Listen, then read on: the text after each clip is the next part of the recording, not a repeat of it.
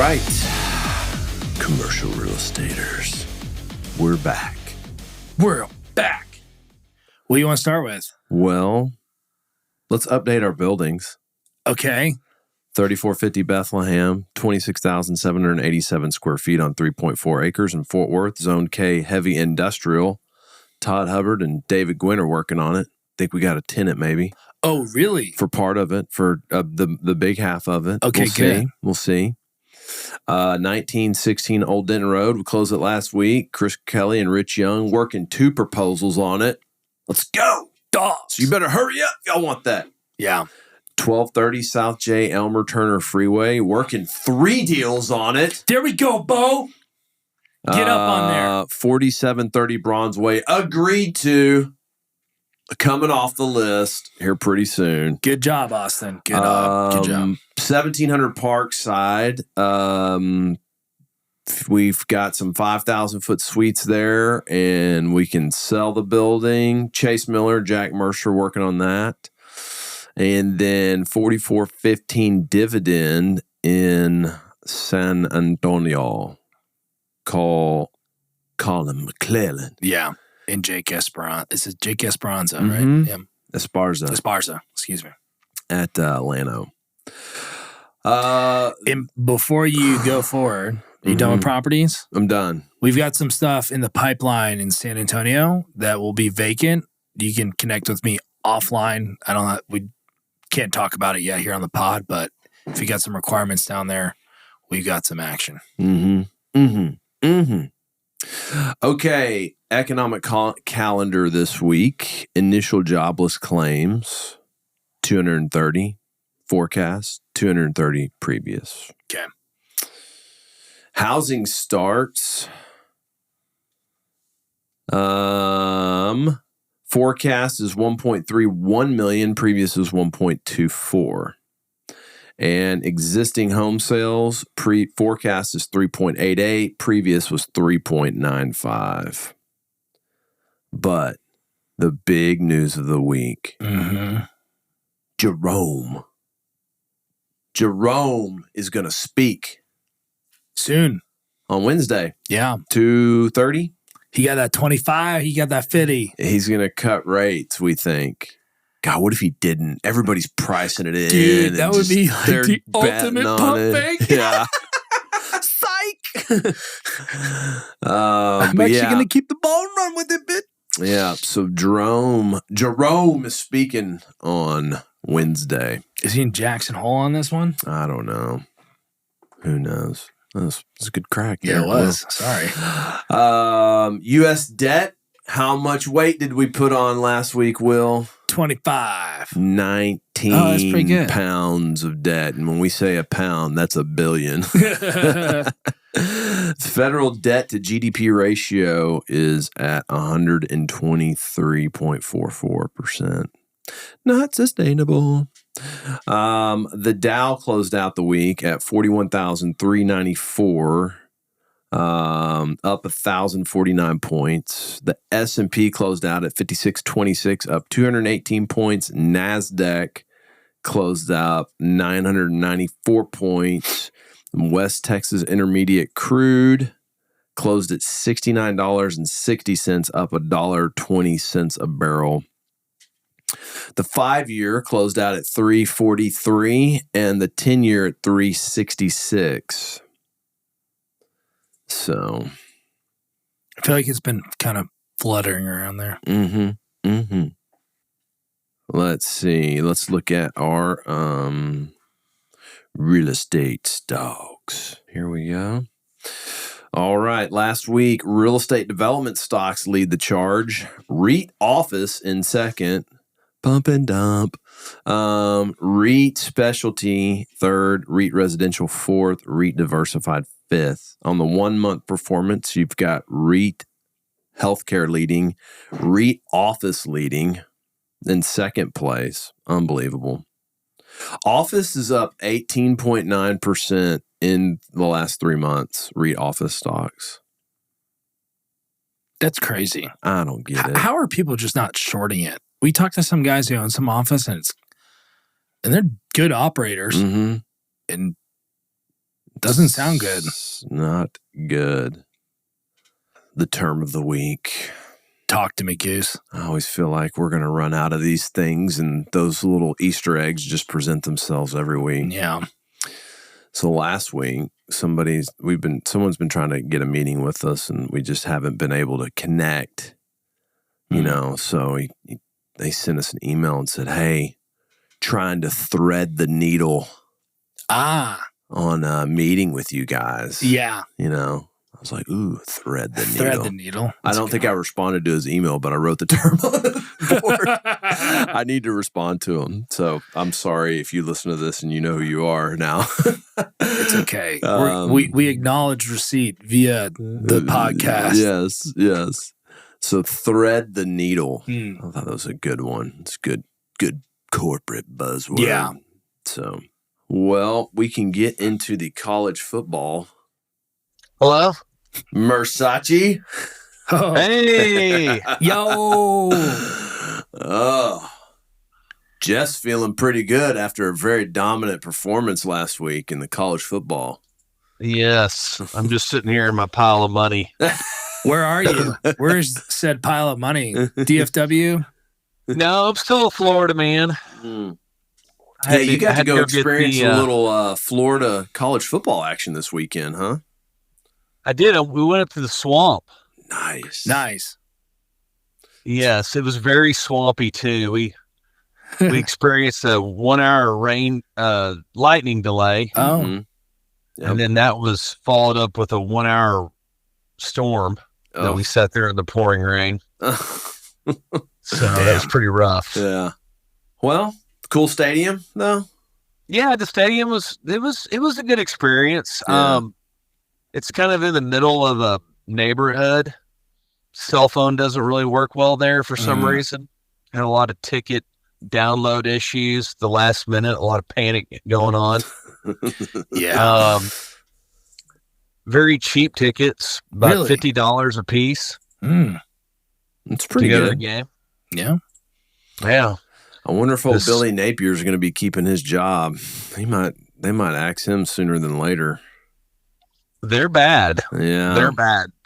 They had this little nose guard. He's number 21. He's a little nugget, and he needs to get some gassers in.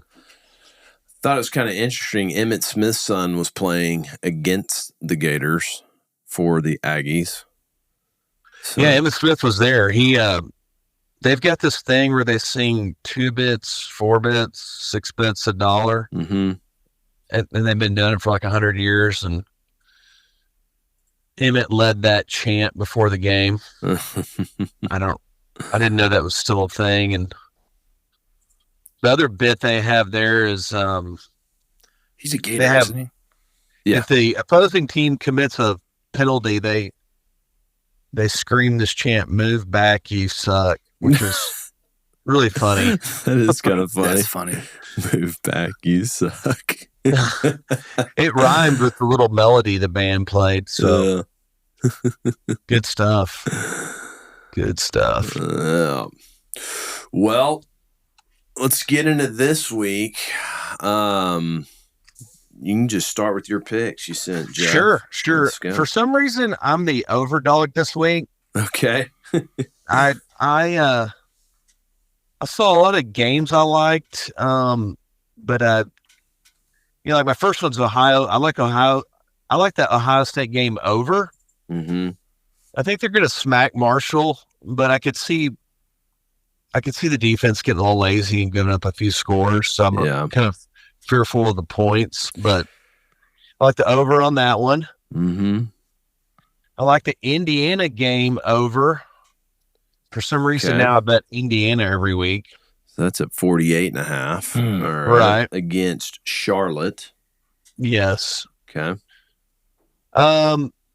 What Notre Dame did last week to Purdue put me on alert that I feel like they think their way to get back in the playoffs is to stomp teams. Yeah. So I think they're going to be in full stomp mode, but I still think they could screw around. So I'm going to just take the over on that one, 43.5. Notre Dame, the game over 43.5. Okay. I think Missouri is going to stop Vanderbilt, so give me Missouri minus 20.5. Yeah, I think they're playing for pole position. Yeah, I think Missouri is a very under the radar but very good team. Yeah, Alabama, Georgia play this week.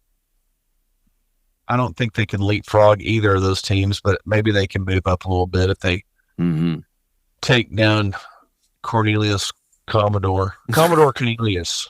Commodore Cornelius. Oh, that's what he went by.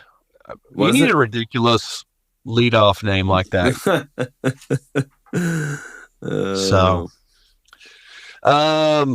I'm going to go against you here. I'm going to take the Horned Frogs. You're taking the Frogs. Ponies. Yeah, I'm sure Tommy Mercer will hate this call, but yeah. So the Frogs are traveling to the Hilltop. 4:00 on Saturday for the Iron Skillet. That's what it's called. That's the win. They couldn't come up with a better one. Well, TCU, they almost beat UCF. I think UCF's a pretty good team. And they should have beat UCF. They kind of lost at the end. Lost in the last second. Touchdown.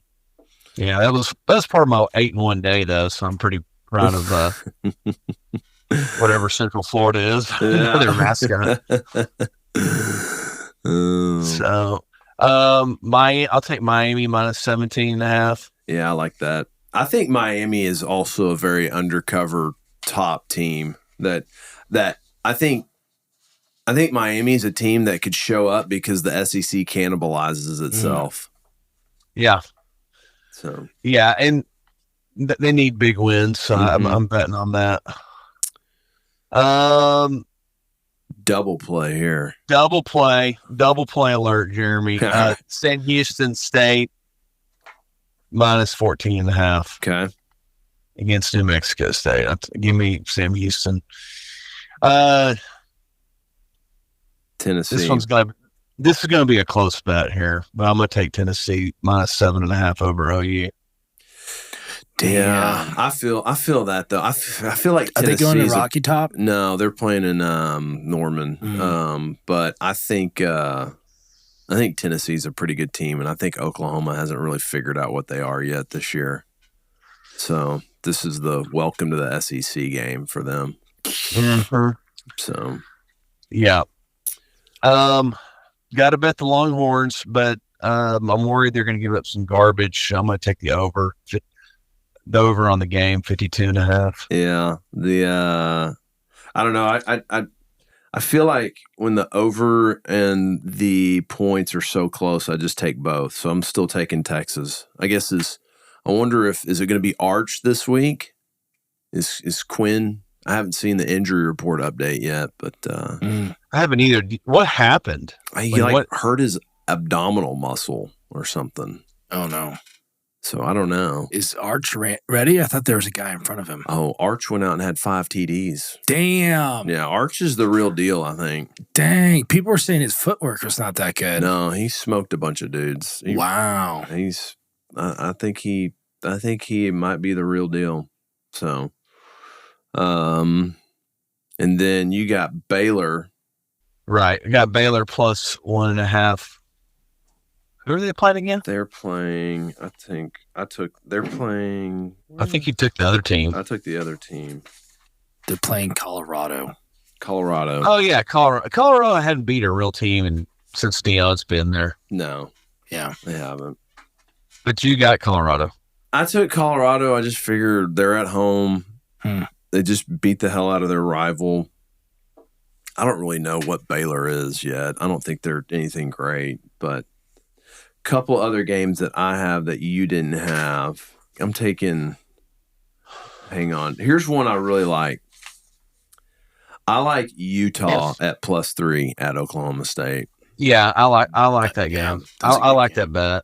I think it didn't make my top 10, but it was close. Yeah, I think Utah is just going to come in there and play and win. Let's see, what else do I have in here that I like? What about Florida State? What happens there? Do they lose again this week? They're playing California, and California beat Auburn. Oh, no. California's not a bad team. Right. I know. And that's just why that game is just... It's kind of a trap game. I wrote trap next to it, I think. Trap game. Yeah. Yeah. But I looks good on paper, but they show up and just get their face mask smashed in. Well, I think you got to think that Florida State is in a must-win situation. Yeah. I mean, an absolute must-win situation. And but what must win for what? I mean, to keep his job? I just for pride, just like they've been demoralized.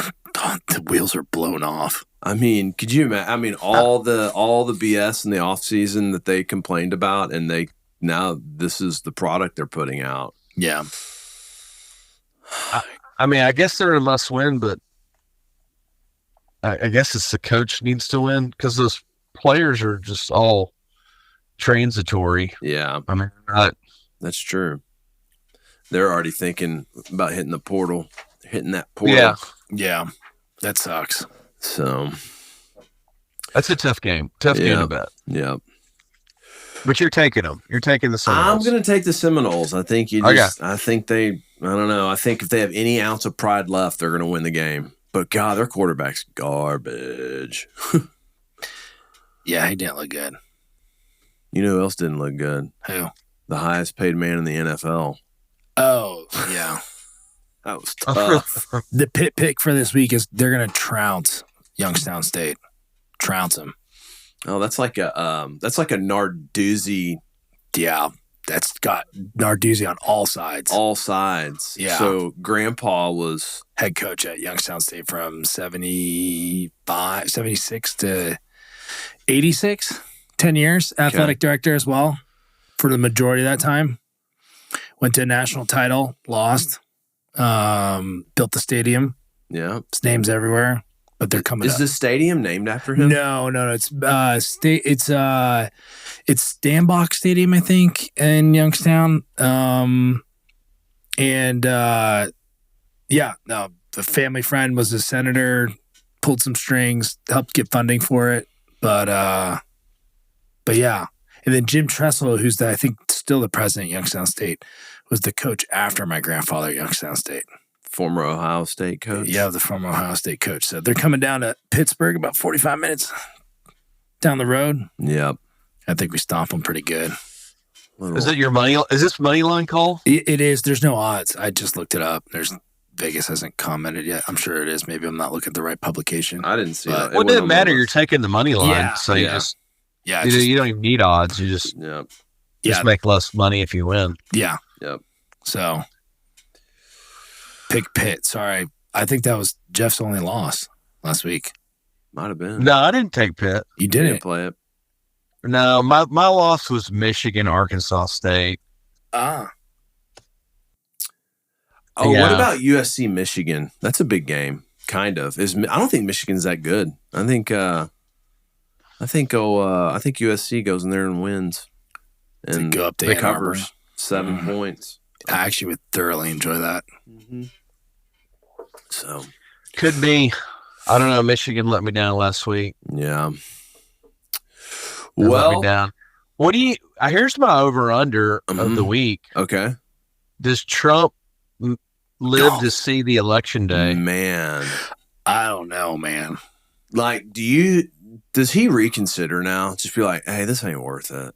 No, I think he doubles down even harder. He might. Oh yeah, he loves it. He's had it all. What does it matter? If he gets elected, what's the over under on how long he lives? Not long. I don't know. Like, not long. Man. Jeff?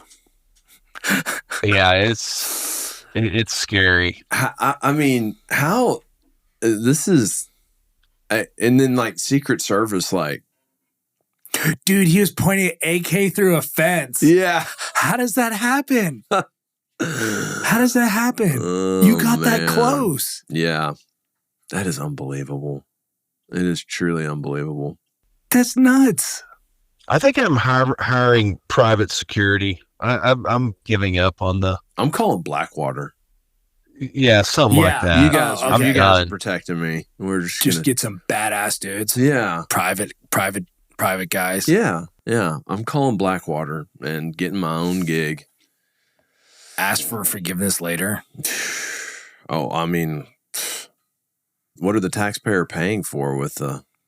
I don't know, man. Like, golly. Craziness. So I couldn't believe it. It was just like, I was sitting there and went over to my next door neighbor's house. They're like, yeah, they just tried to shoot him again. I was like, are you kidding me? Like, no, it's on the news. I was like, oh, God.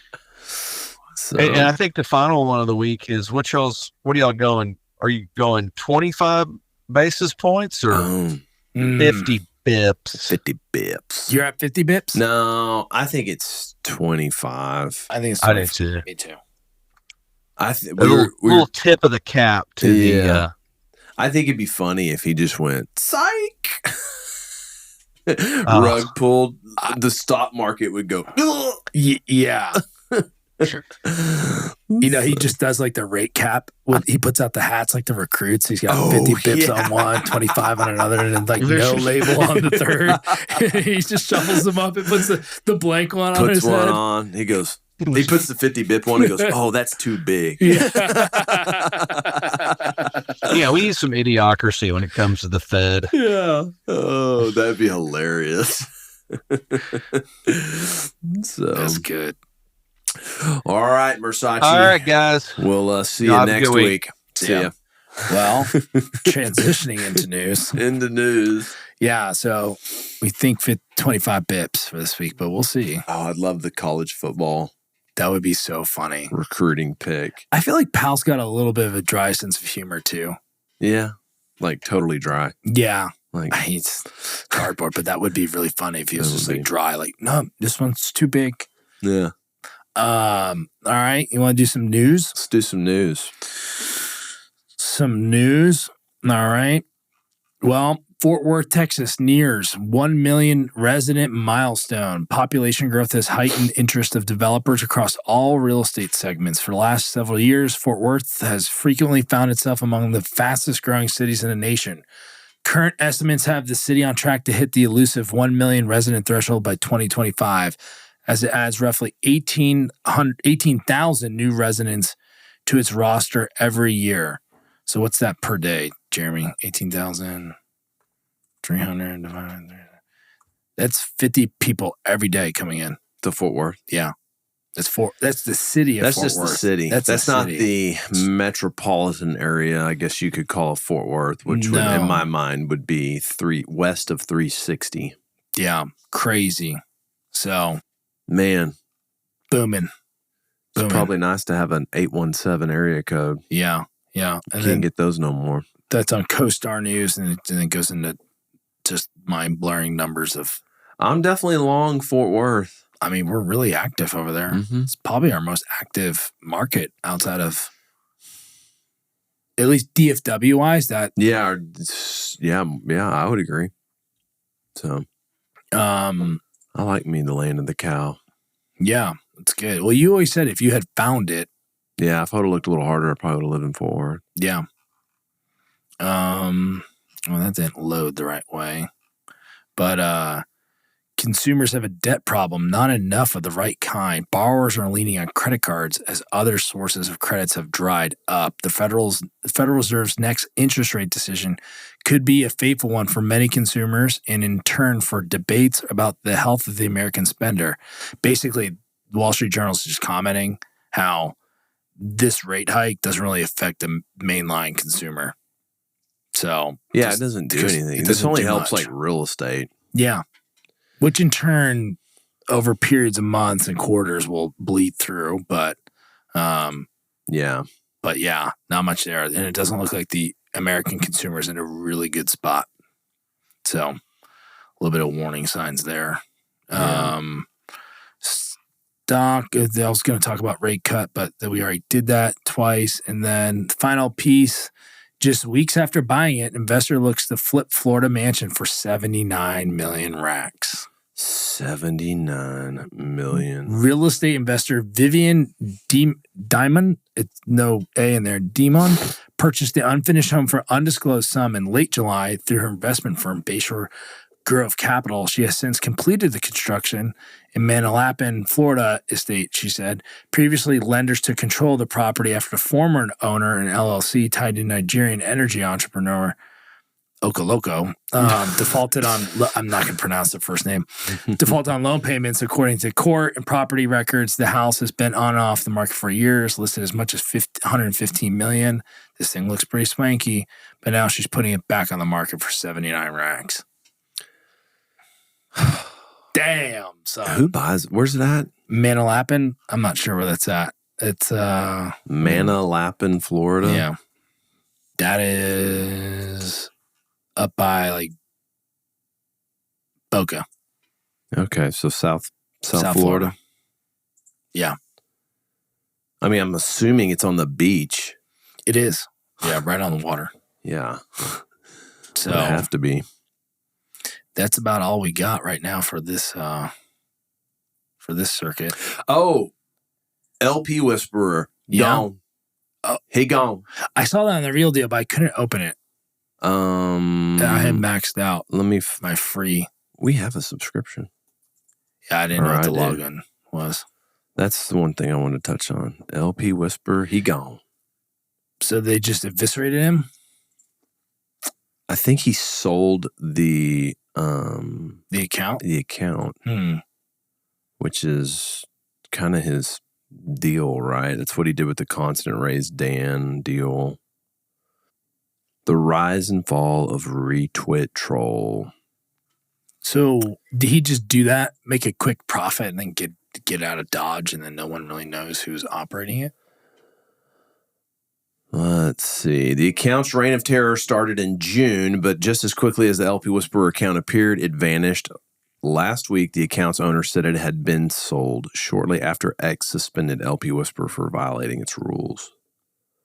Tweets are no longer visible, but, you know, we've talked about it at length on here. He's gone after Chris Powers, Scott Everett, a couple other people I don't really know.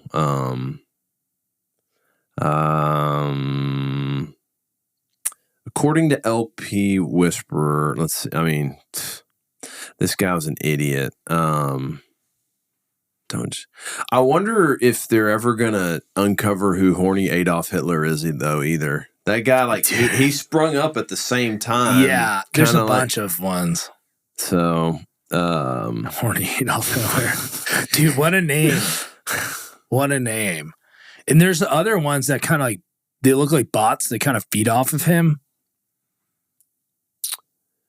Yeah, no, he totally has a whole game going on here. Yeah, you know, we've talked about it at length on here, but apparently he's gone. And